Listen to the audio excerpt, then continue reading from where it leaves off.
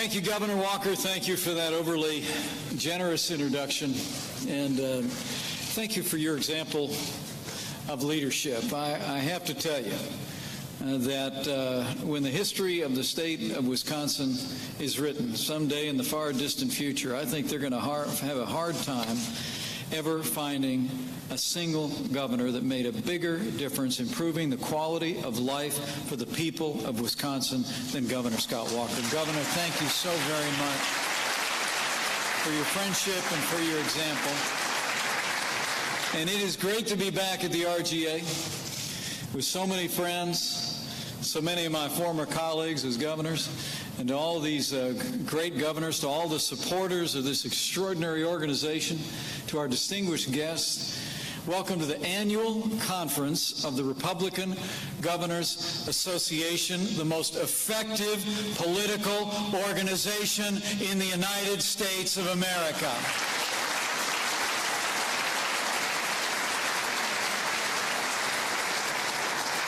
You know, as Governor Walker just said, this isn't exactly my first time at this conference. But it's the first time that I've had the great privilege, frankly the humbling privilege, to stand before so many old friends as your vice president.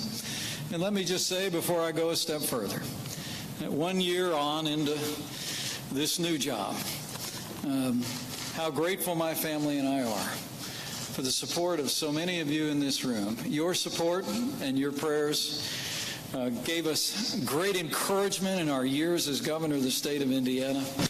And I'm deeply humbled to say thank you for the privilege to serve this great nation as Vice President of the United States.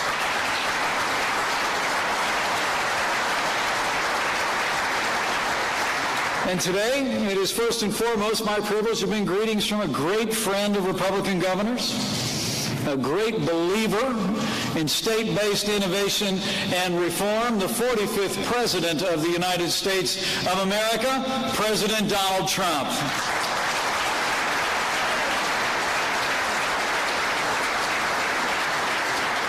The President sent me here today to thank these great Republican governors for the extraordinary work that they're doing in states all across this country. And let me say in particular what an honor it is to be back in Texas. And just last week, Karen and I traveled here to stand with families in Sutherland Springs in the wake of the worst attack on a place of worship in American history. We were here just, seems like a few short months ago, in Victoria, Texas, walking through the debris field in the wake of Hurricane Harvey. Through it all, we've never failed to be inspired by the resilience and the faith and the character of the people of Texas. And we've never failed to be inspired by the compassion and the strength and the leadership of the great governor of Texas, Governor Greg Abbott. Thank you so much.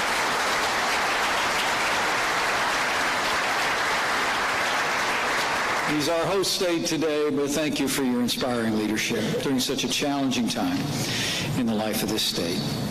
And also, before I go on, let me also mention one other governor who had a big impact on me when I was governor of the state of Indiana.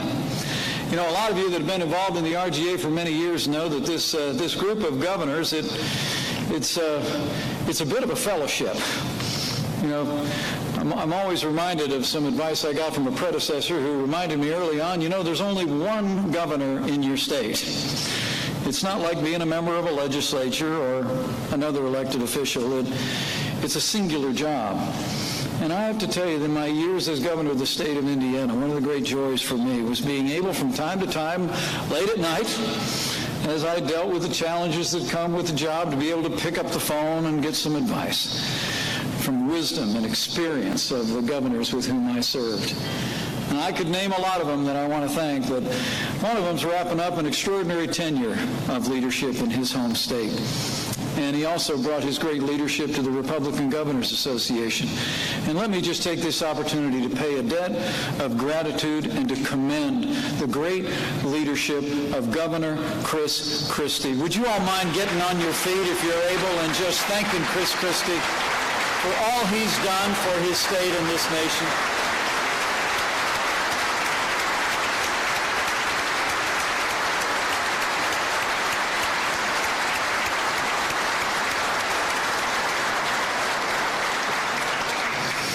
I'm not the only fan of governors at the White House, and in case you hadn't noticed, this president likes Republican governors too.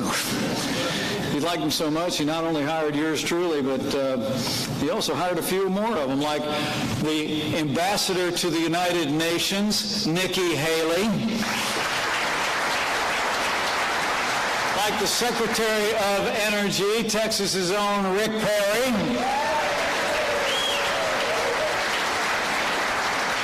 like the Secretary of Agriculture, former Governor of Georgia, Sonny Perdue.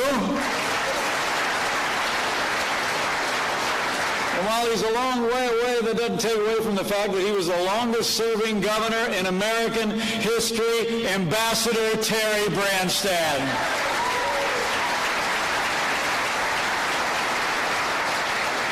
So we're pretty fond of governors. And we're great admirers of all those that are gathered here. But the President also sent me here to thank all of you, to thank all the great companies represented here today for supporting the RGA and all these remarkable American leaders. And truthfully, your generosity has created a legacy of freedom and opportunity and prosperity in states all across America. And thanks to your support, there are today 34 Republican governors in states across America, the highest number of Republican governors in American history.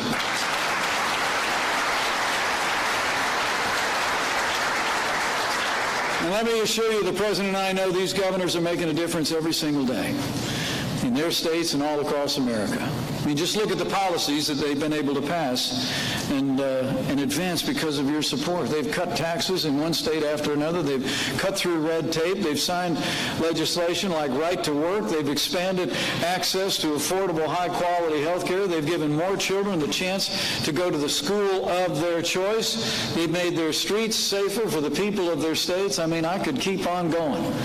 When I look out at the governors gathered here, I see a group of extraordinary leaders of extraordinary accomplishment. Thanks to your support, these Republican governors are proving every day that Republican policies work in our states. They work for free enterprise. They work for families. And Republican policies can work to make the entire American economy great again. And you just watch.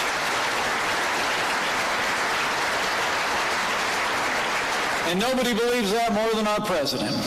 Since the very first day of our administration, President Trump has taken decisive action to put those principles into practice and get the American economy moving again. This president, in fact, as I stand before you today, this president has signed more laws rolling back federal red tape than any president in American history. We've actually kept new regulatory costs to zero in 2017, and next year, our administration is going to do something that's never been done in modern American history. We're going to achieve a net reduction in federal red tape in agencies across America.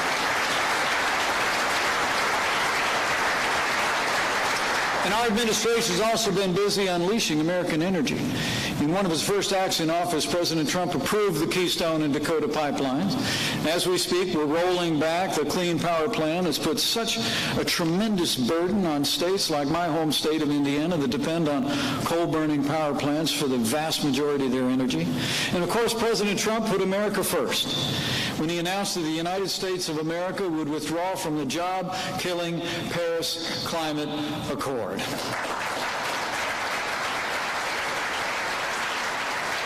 And I promise you, this president's also going to continue to put America first when it comes to international trade. Just last night, the president returned from a historic trip to the Asia Pacific. He just recounted the details of it before the media in the diplomatic room at the White House just a few short minutes ago. Over the past week and a half, he made clear all across that region of the world that the days are over when America enters into one-sided trade deals that hurt our workers or hollow out the heartland of this country. Under President Trump's leadership, we're going to pursue expanded trade, but we're going to pursue trade that is bilateral, free, and fair, and as the President says in his words, is built on the principles of mutual respect and mutual benefits so states across America can export goods and services, not jobs.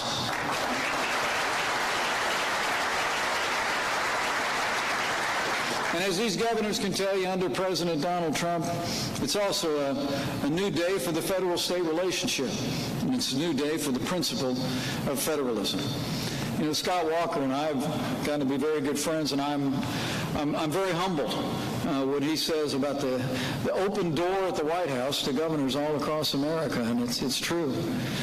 President Trump and I believe, as Ronald Reagan said in his first inaugural address, that it's important to remember that the states created the federal government. The federal government didn't create the states. And this is a president who believes that. Our administration and President Trump know that governors understand their state's unique needs better than anyone ever could in Washington, D.C. And the 10th Amendment will never be ignored by the Trump administration or this White House. This president, in fact, has signed laws to help restore state control over education and land management already. And he's directed federal agencies to work more cooperatively with states on issues ranging from health care to energy to infrastructure. In fact, in the coming weeks, I'm pleased to report that our administration is going to unveil a historic infrastructure plan. And let me assure all the governors here, we're not just going to be providing you new resources for roads and bridges. We're going to give you the flexibility you need to build and improve the roads and bridges in real time.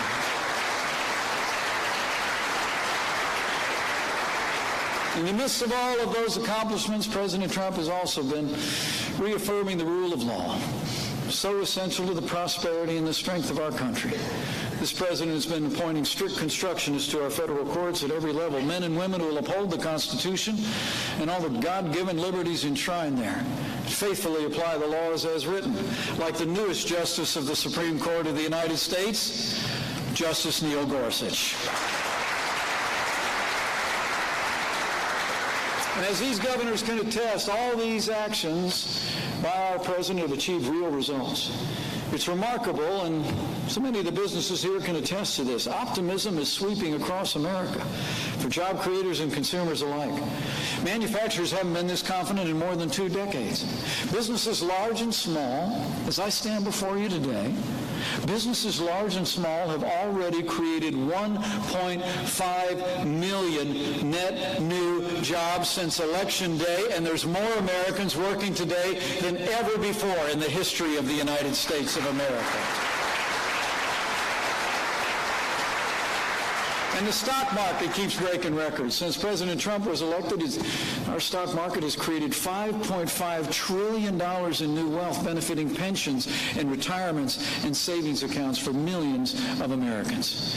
And after 8 years of slow growth under President Donald Trump, it's remarkable to think, the past 8 years, the most powerful economy in the history of the world only grew by an average of 1.8%. But just with what the president's been able to do in his vision for a growing America, for the last 2 quarters, the American economy has grown by more than 3%, and we're just getting started.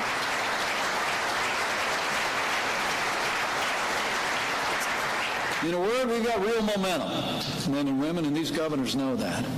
But as the president likes to say, you got to keep momentum going or you're going to lose it.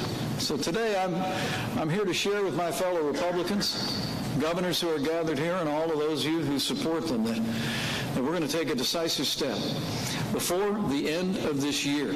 With the strong support of these governors, with the strong support of our elected leaders in Republican majorities in the House and Senate, we're going to cut taxes across the board for working families and businesses large and small. Now, I know this room knows all about tax cuts because these Republican governors have been busy cutting taxes in recent years and making a real difference in their state. You know, it's a time-honored truth. Tax cuts mean more jobs and stronger communities. Tax cuts mean higher wages and more money in the pockets of working families. And tax cuts mean a brighter future for everyone, where anything is possible and where everyone has a chance to achieve the American dream. You know, President Trump laid out his vision for what we believe will be historic tax relief for the American people. Tax relief and tax cuts that will usher in a new era of economic growth all across our nation. So let me describe it to you. First and foremost in the President's vision is we're going to cut taxes for working families across this country.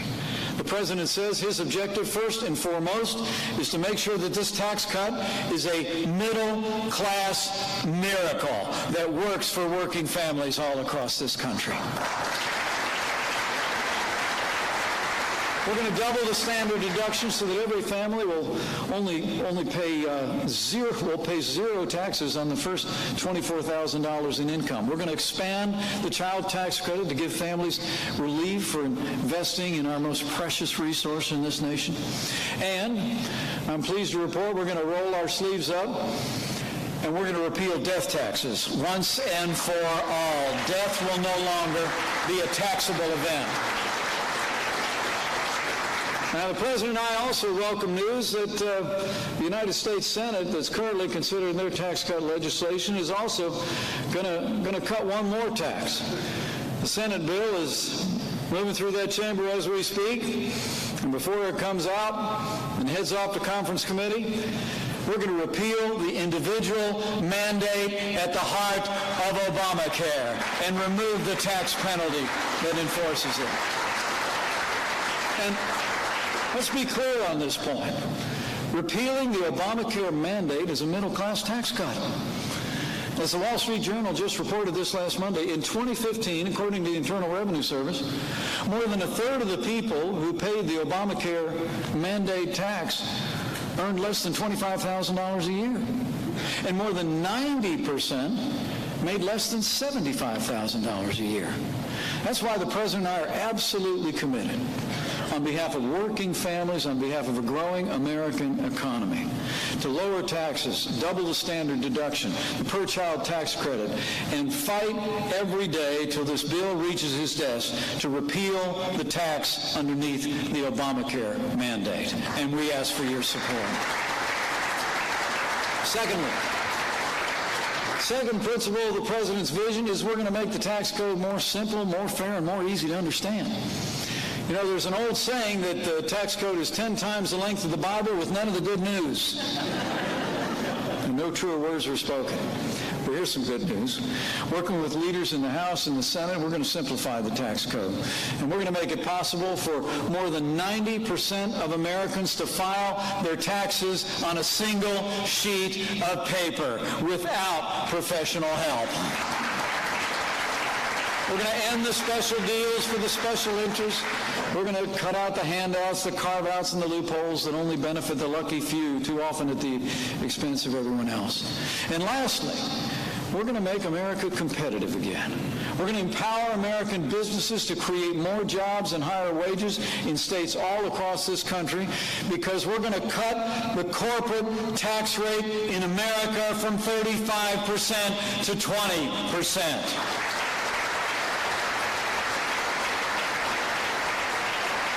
It's amazing to think the most powerful economy in the industrialized world has one of the highest business taxes on the planet.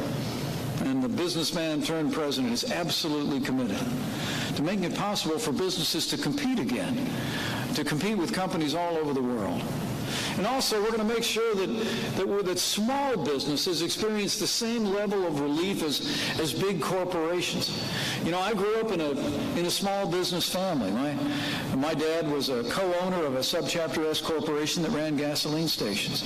And we understand that while it's going to be important for us to lower the corporate tax rate so that traditional corporations can compete on the world stage, we're going to make sure that we lower the tax rate on small businesses that file as individuals to 25%, so small business America can grow right along with the rest of this economy. And when we do it, That'll be the lowest tax rate on small businesses since 1931.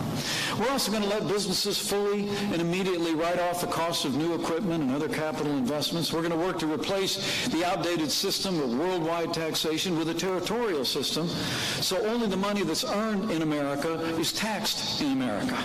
And finally, we're going to cut taxes on the trillions of dollars of profits of American companies that are locked overseas, so they can bring those dollars back to these great states and all across America and invest those resources in American workers, American jobs, and America's future. That's the reform whose time has come.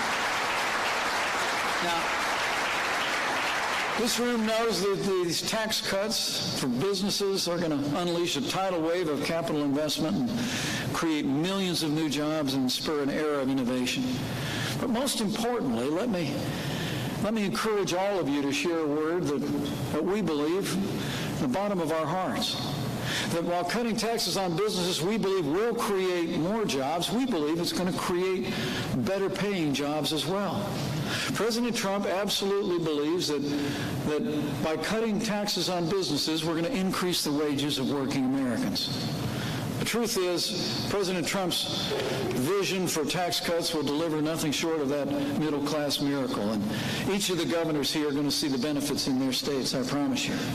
But let me assure you, the momentum is on our side. We have an opportunity to do something truly historic. It's been more than a generation since Washington, D.C. delivered the kind of tax relief and tax reform that unleashed the boundless energy of the American economy. But I'm pleased to report to you that Congress is doing their work. Tomorrow, the House of Representatives will take up its tax cut bill, and we believe it's poised for passage. And the Senate, we believe, is going to take up that legislation as soon as they come back from Thanksgiving. And I want to assure all of you that our administration is going to continue to work day in and day out with members of Congress to get the job done. Now, details are going to be worked out. Discussions will continue, but make no mistake about it. President Trump is absolutely committed to passing tax cuts for working families and businesses across America and passing tax cuts this year.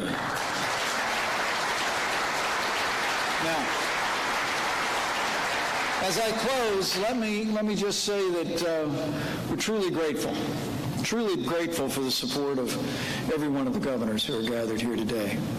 Not just for the leadership that they provide, but for the example that they provide.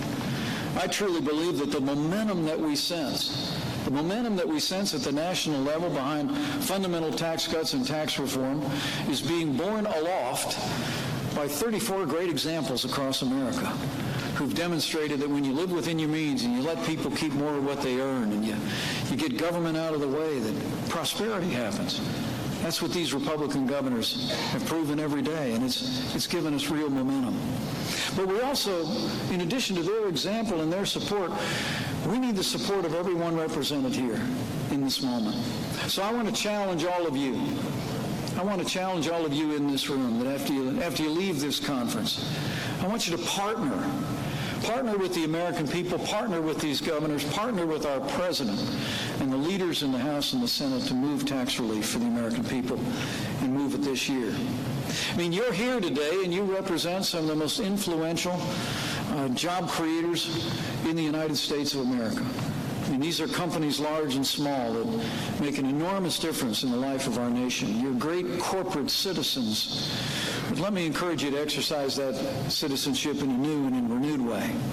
Leave here today and go back and talk to your board of directors about what you heard in this place and the importance of tax relief. Get all of your employees together in the cafeteria. Tell them what's going to happen if we deliver real tax relief for the American people. Reach out to your vendors and your suppliers and let them know what your plans are.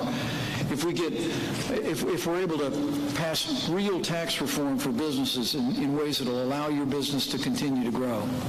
I mean, the truth of the matter is we have a historic opportunity that only comes around about every 30 years to transform this tax code in a way that will create a growing American economy. But we're going to only get it done if we all roll our sleeves up and work on it together. So on behalf of your president, on behalf of these great governors, and frankly, just on behalf of a whole lot of Americans who know that we can do better. We ask for your help in the days that lie ahead. And I want to say with confidence that with your help, with the strong example and the support of these great Republican governors, with President Donald Trump in the White House and with great Republican leadership in the Congress, I believe we're going to deliver for the American people. We're going to deliver historic tax relief before we get to the end of this year. And when we do it, we're going to make America prosperous again. We're going to have the ability to make America safe again. And to borrow a phrase, we're going to make America great again. Thanks, everybody. God bless you. Thanks for your support, and God bless the United States of America.